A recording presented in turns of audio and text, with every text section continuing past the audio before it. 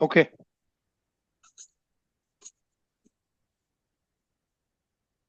Okay, one moment. જય સચ્ચિદાનંદ. જય સચ્ચિદાનંદ. 30 જાન્યુઆરી. ટકોર કરવાથી સામાને ખોટું ના લાગે તો ટકોર કરવી. ટકોર કરવાથી સામાને ખોટું ના લાગે તો ટકોર કરવી. ખોટું લાગે તો ટકોર ના કરવી. ખોટું લાગે તો ટકોર ના કરવી. અહમ ન દુભાય સ્યાદવાદ વાણી વર્તન મનન.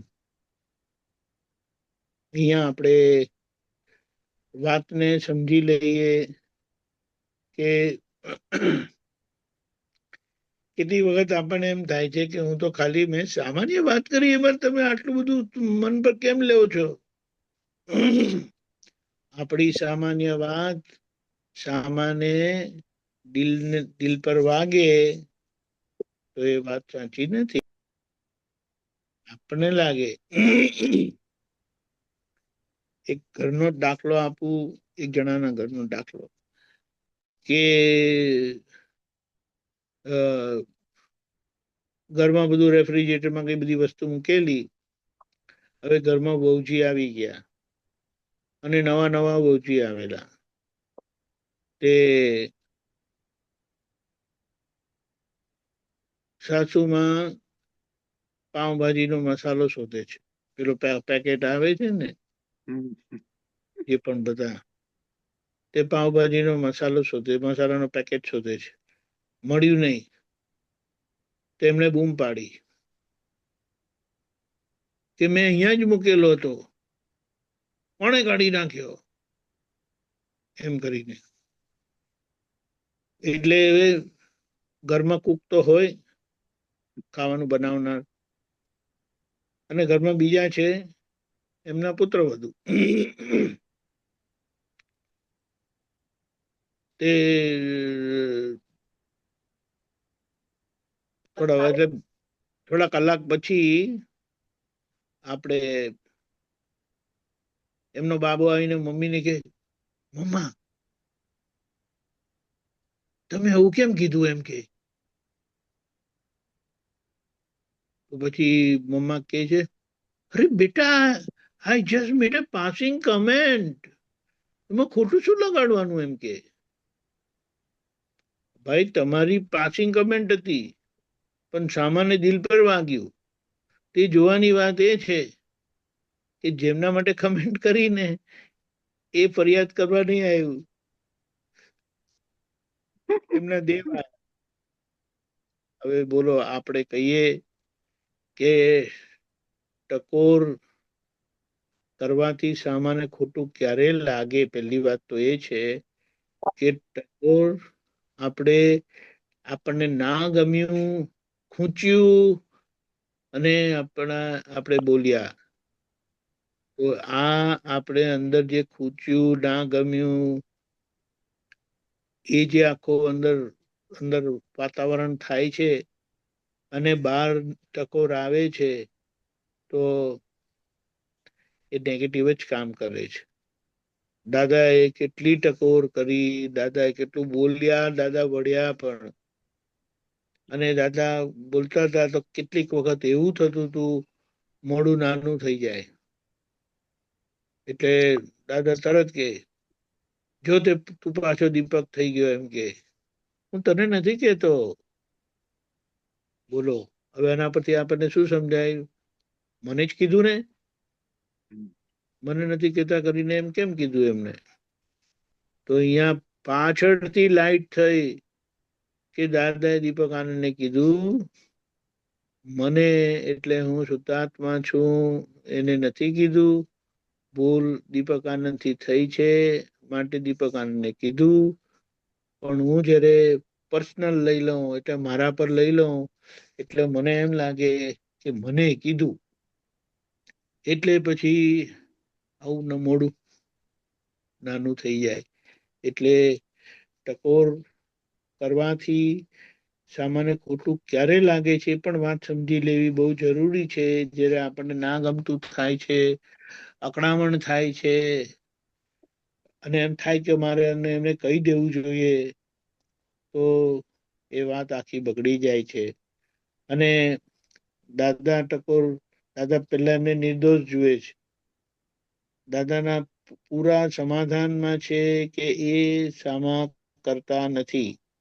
સંજોગે કરાવ્યું પણ સામા જાગ્રત નથી, એટલે જાગ્રત કરવા માટે એલર્ટ કરે છે.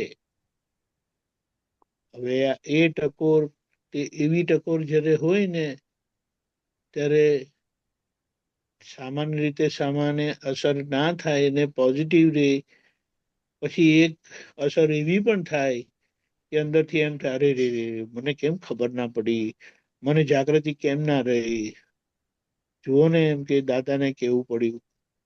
આપણે એવી જ રીતે આપણને જયારે કોઈ ટકોર કરે ત્યારે અંદરથી એવું આપણે સમજવું જોઈએ કે સામાને કેવું પડ્યું ત્યાં સુધી મને ખબર ના પડી.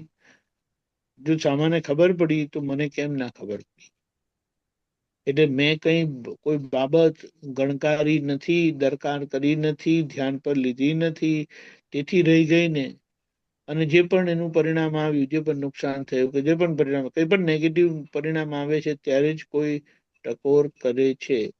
એટલે પેલા તો પોતે ટકોર કરવાની, ત્યાં કેવી રીતે પોતે રહેવું અને પોતાના પર ટકોર આવે ગમે તે રીતે આવે, સામાના જે પણ ભાવ હોય તમારે કેવી રીતે લેવી, આ બે વસ્તુ સમજવાની બહુ જરૂરત છે. અને આ જે સમજી ગયા આ જગતમાં તમને કોઈ કહેનાર નથી, ટકોર કરનાર નથી, વઢનાર નથી, મારનાર નથી. તમારી ભૂલો જ તમને માર ખવડાવે છે. તમારી ભૂલો જ તમને ઠપકો અપાવડાવે છે.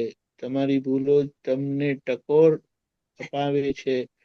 આ વાત ફર્સ્ટ ક્લાસ જો ગળે ઉતરી ગઈ ને, કારણ કે જે ડાઘ, જે ભૂલ તમને દેખાય નહીં અને રોફથી ફરતા હતા, એ ભૂલ તમને કોઈએ દેખાડી, આપણે એમનો ઉપકાર નહીં માનવો જોઈએ.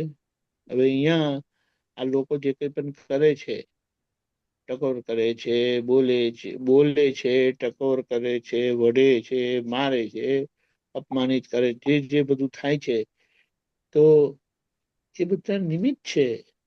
અને કશે નૈમિતિક કારણ આપણી અંદર રહેલું છે ભૂલનું, જેના આધારે બોલે છે. એટલે આપણે આવું બધું આખું વિશ્લેષણ કરવાની જરૂરત છે પોતાની.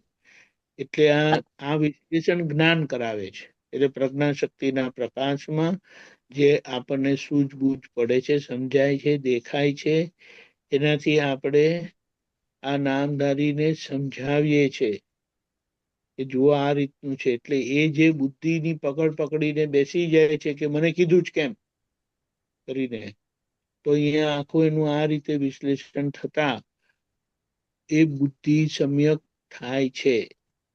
અને સમ્યક બુદ્ધિ સંભાવે નિકાલ કરવામાં મદદરૂપ થાય. અને આપણો વ્યવહાર આગળ વધે, એટલે કે એટલો વ્યવહારનો ભાગ ચોખ્ખો થાય. આખો મોક્ષ માર્ગ વ્યવહાર શુદ્ધિનો માર્ગ છે. જય સચ્ચિદાનંદ. જય કશું હોય સચિન. તો બોલો. દીપકાજી, પણ માય ઓબ્ઝર્વેશન છે કે આ કાળમાં કોઈને કઈ એડવાઇસ કે ટકોર જોતી નથી. દે વોન્ટ ટુ પોતાની જાત, આપ સપોઝ માય એક્સપિરિયન્સ હું કોઈને કહેવા માંગુ તો દે વિલ નોટ લિસન. એ લોકો પોતે same thing they will repeat it, do investigation and eventually come to the same પણ they waste time, energy, but that's what's happening. So હવે તો આઈ લર્ન કે હવે બહુ કહેવાની જરૂર જ નથી.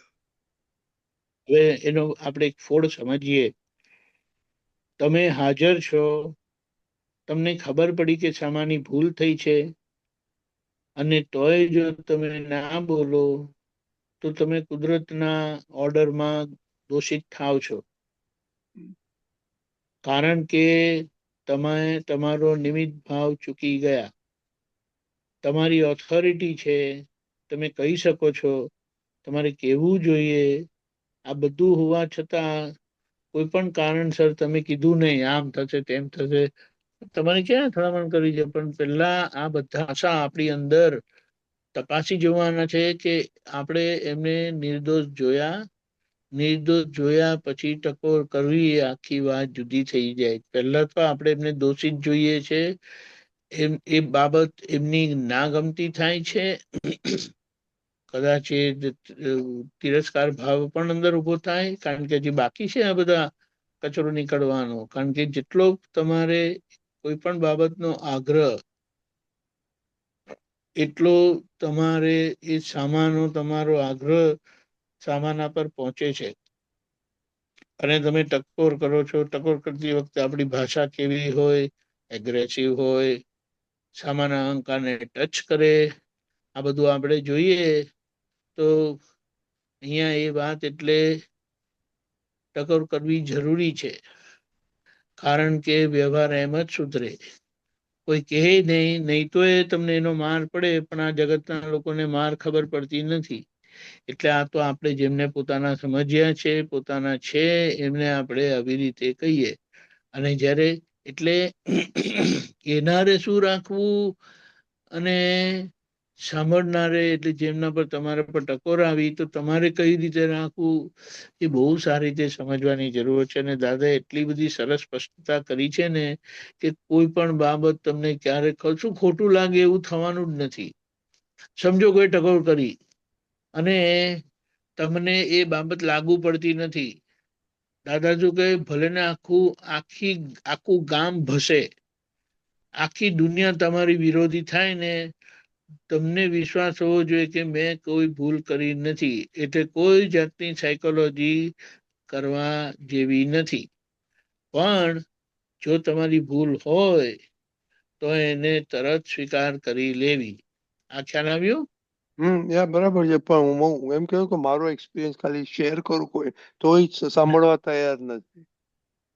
હા, એ તો બરાબર છે ને, તમારો એક્સપિરિયન્સ. પણ આપણે કહીએ મારો એક્સપિરિયન્સ, પણ શામા માટે જે આપણને અણગમો થાય છે, હા, એમને જે કર્યું તે ભૂલ છે એવું આપણે બુદ્ધિમાં ડિસાઈડ થાય છે. અને પછી જે બોલવાનું થાય છે ને, આપણે શું કહીએ એને પેલા નિર્દોષ ઠરવો, કઈ દ્રષ્ટિએ એ નિર્દોષ છે, કેવી રીતે નિર્દોષ છે તે આપણી દ્રષ્ટિમાં ફિટ થવું જોઈએ.